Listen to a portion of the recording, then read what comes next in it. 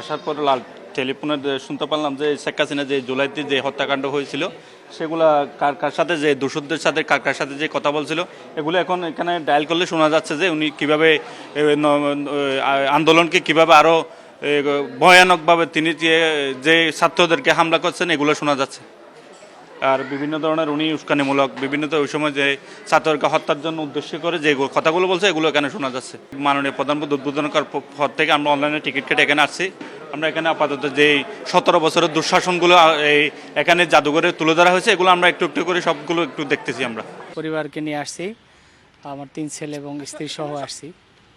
তো আমরা যেটা জানতে পারছি যে জুলাই জাদুঘর স্মৃতি জাদুঘর আজকেই উন্মুক্ত করা হবে সাধারণ জনগণের জন্য।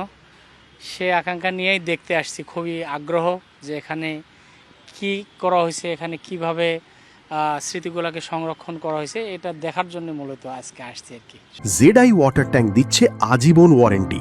জেডআই ওয়াটার ট্যাঙ্ক পানির সুরক্ষায় টেকসই সমাধান। গেট খোলা হয়েছে 11টায়।